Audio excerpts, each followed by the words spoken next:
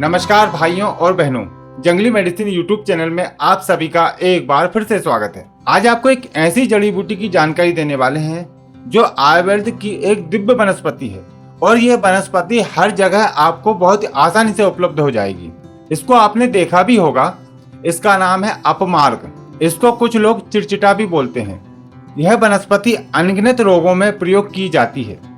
आज आपको इसकी संपूर्ण जानकारी के साथ बहुत ही खास और गुप्त प्रयोग भी बताने वाले हैं, जैसे कि भस्मक रोग, बवासीर, त्वचा विकार, मोटापा, हृदय रोग, चेचक, दांतों के रोग, रक्त प्रदर, बांझपन, माइग्रेन, सूजन आदि अनेक रोग नाशक प्रयोग जानने के लिए इस वीडियो को पूरा अंत तक देखिएगा, क्योंकि जानकारी बहुत ही महत्वपूर्ण है। और हाँ, यदि आप दुनिया की सभी प्रकार की जड़ी बूटियों की पहचान और उनके औषधीय फायदे जानना चाहते हैं तो हमारे चैनल जंगली मेडिसिन यूट्यूब चैनल को अभी सब्सक्राइब करें और सभी प्रकार के नोटिफिकेशन पाने के लिए बेल आइकन को जरूर दबाएं। इस वीडियो को लाइक कीजिए और देखते रहें। पहले हम आपको इस वनस्पति की पहचान करा देते हैं ताकि आपको संपूर्ण जानकारी प्राप्त हो सके। यह वनस्पति दो प्रकार की देखी जाती है, एक लाल और एक सफेद। लाल और सफेद का मतलब यह नहीं है कि एक लाल है और एक सफेद रंग की है। दोनों ही लगभग एक जैसी होती है।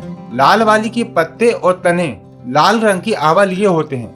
इस प्रकार के इसके पत्ते थोड़ी लाल रंग के होते हैं और देखने में दोनों एक जैसे ही लगते हैं। और सफेद वाली का मतलब यह है कि वह सफेद रंग की नहीं होती है, वह सिर्फ पूरे हरे रंग की होती है, इसलिए उसको सफेद बोला जाता है। तो ये लाल है और ये सफेद है।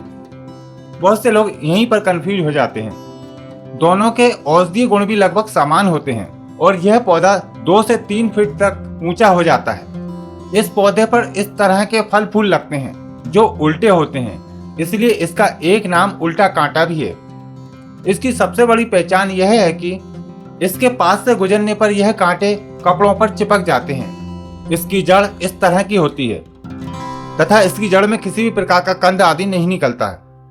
अलग अलग क्षेत्रों में अलग अलग नाम से इसको जाना पहचाना जाता है और सभी लोग इसको पहचानते हैं। इसका संस्कृत नाम अपमार्ग, मरकटी, खरमंजरी तथा हिंदी नाम चिरचिटा, लटजीरा, चिचड़ा, उर्दू में चिरचिटा, असमिया में अपंग, गुजराती में अधेड़ो, तेलुगु में अपमार्ग्यू, नेपाली में दतीवन, तेलुगु में उतरनी, तमिल में चिरू कटालाती आदि नाम से जाना पहचाना जाता है। इसका अंग्रेजी नाम द प्रिकली चाफ फ्लावर है तथा इसका वनस्पतिक नाम अकायरैंथिस एक्सपेरा।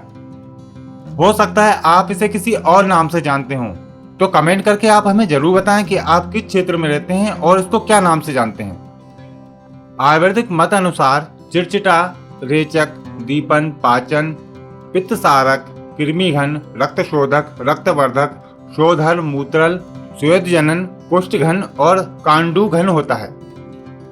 यह पित्त विकार, श्वास, कांस, व्रण, क्षय, त्वचा रोग, उदर रोग, अतिसार, अग्निमात, अजीर्ण तथा कांडूनाशक होता है।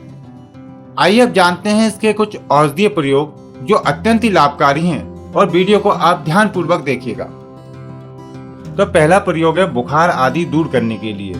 अपमार्ग के पत्ते, काली मिर्च और लहसुन, इन तीनों को बराबर मात्रा में लेकर पीसकर चने के बराबर गोलियां बना लें और उनको छाया में सुखाकर रख लें। फिर 1 से 2 गोली सुबह शाम गुनगुने पानी के साथ लेने से सभी प्रकार के बुखार और विषम ज्वर ठीक हो जाता है।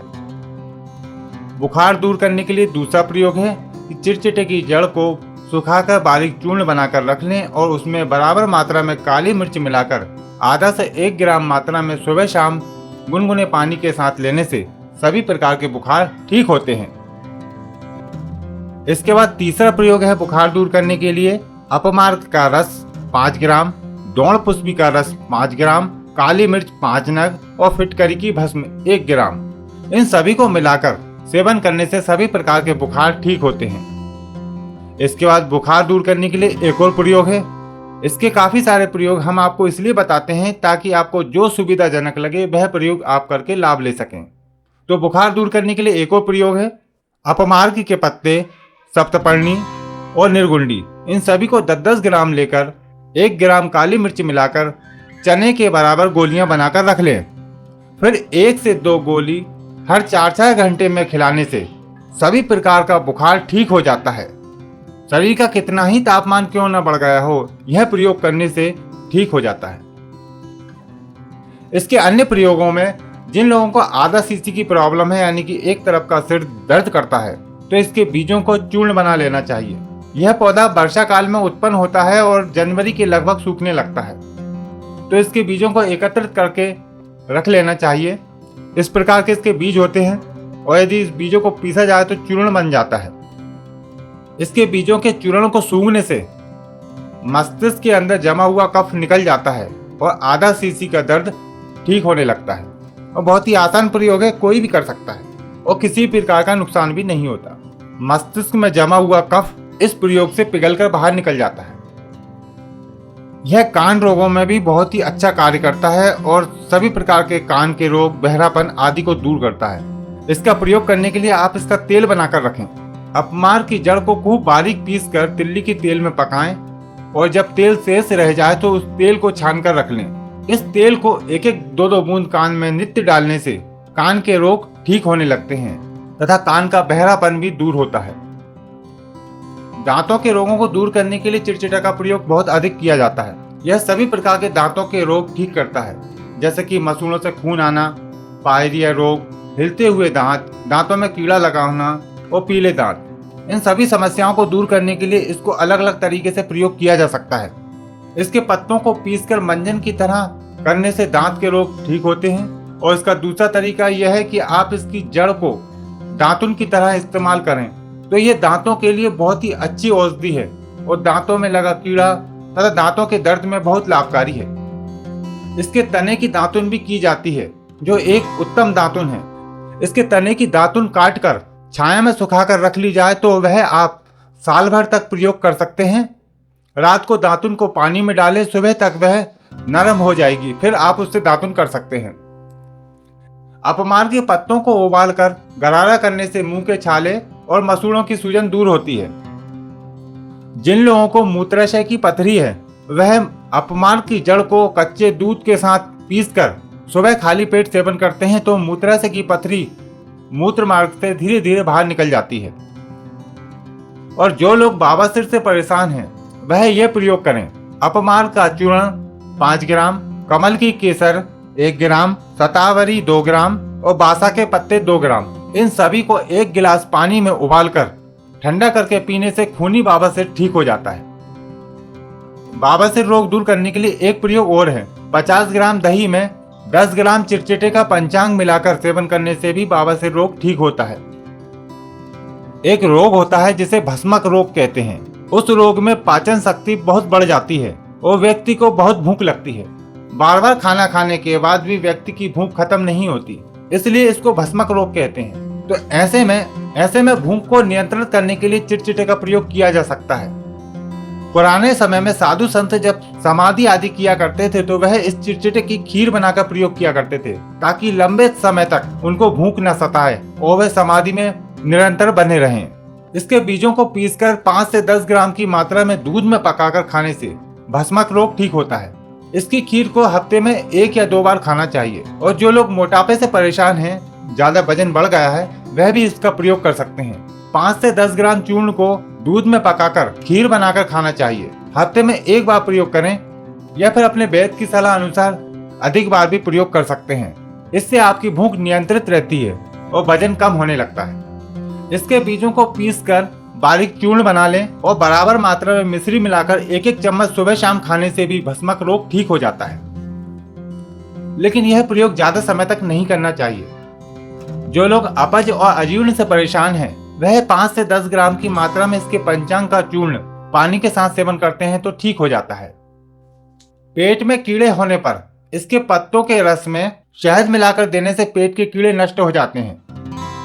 यदि सांप आदि काट लेता है तो इस चिरचिटे का प्रयोग किया जाता है। इसके संपूर्ण पौधे को जड़ के साथ उखाड़ लें और पीस कर रस निकाल लें और इस रस को बार बार रोगी को पिलाते रहें जब तक वह होश में ना आ जाए। सांप काटे का एक और प्रयोग है। चिरचिटे का पंचांग 12 ग्राम, 3 ग्राम काली मिर्च, दोनों को पीस कर पिला दें और 4-4 गोली संजीवनी बटी हर 4-4 घंटे में देते रहें, तो इससे भी लाभ होता है।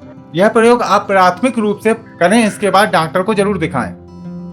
जो लोग सपने दोष की समस्या से परेशान हैं वे चिरचिटे की जड़ को पीसकर बारीक चूर्ण बना लें और बराबर मात्रा में मिश्री मिलाकर 2 से 3 ग्राम रोज सुबह शाम सेवन करते हैं तो कुछ ही दिनों में उनके सपने दोष की समस्या हमेशा के लिए खत्म हो जाती है।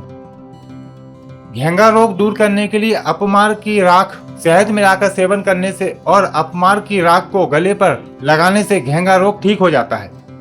नए व पुराने घावों को जल्दी भरने के लिए चिरचिटे का एक प्रयोग है जो बहुत ही अच्छे लाभ देता है। इसके लिए विधारा, अपमार्ग, हल्दी, दारू हल्दी, बानर पूंछ सभी को लेकर तिल्ली के तेल में पकाएं। तिल्ली का तेल नहीं मिलता है तो सरसों का तेल में पका सकते हैं। फिर इस तेल को छानकर रख लें और इस तेल को लगाने से सभी प्रकार के घाव बहुत ही जल्दी भरने लगते हैं। बिच्छू के काट लेने पर इसके पत्तों को पीस कर लगाना चाहिए तथा पत्तों का रस 1-1 चम्मच पिलाने से बिच्छू का जहर खत्म हो जाता है। सभी प्रकार की सूजन दूर करने के लिए अपमार का प्रयोग बहुत ही अच्छा लाभ करता है। यदि लीवर में सूजन है तो इसको कोटेज मिलाकर सेवन करें, बहुत ही जल्दी लाभ होता है। यदि किडनी में सूजन है तो अपमार्ग और पुनर्वरा को बराबर मात्रा में मिलाकर सेवन करें तो किडनी की सूजन दूर हो जाती है। यदि हृदय में सूजन है तो आप मकोय और अपमार्ग को बराबर मात्रा में मिलाकर सेवन करें तो हृदय की सूजन दूर हो जाती है। निसंतान और वांध्या स्त्री के लिए एक बहुत ही अच्छा प्रयोग है जो बहुत ही अच्छे लाभ करता है। मासिक धर्म से निवृत्त होकर 7 दिन के बाद अपमार का काढ़ा दूध में उबालकर सेवन करना चाहिए।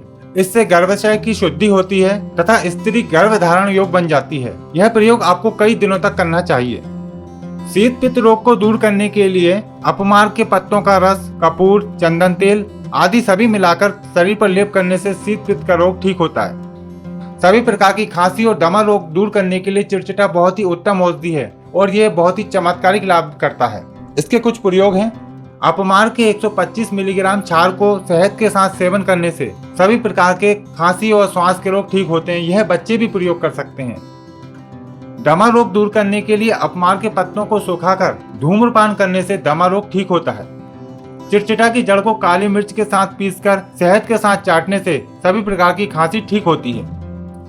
वैसे तो इस अपमार के और भी काफी सारे अनगिनत औषधीय लाभ हैं जिनको हम आपको समय समय पर अवगत कराते रहेंगे। यदि आप इस वनस्पति का कोई औषधीय प्रयोग जानते हैं तो कमेंट करके आप लोगों को बता सकते हैं। आशा करते हैं कि आज की जानकारी आपके लिए बहुत ही लाभकारी रही होगी। इस वीडियो को लाइक करें, शेयर करें और हमारे चैनल को सब्सक्राइब करें। यदि मन में किसी प्रकार का सवाल है तो कमेंट करके जरूर पूछें। मिलते हैं आपको एक नई जानकारी के साथ एक नई वीडियो में। तब तक के लिए नमस्कार।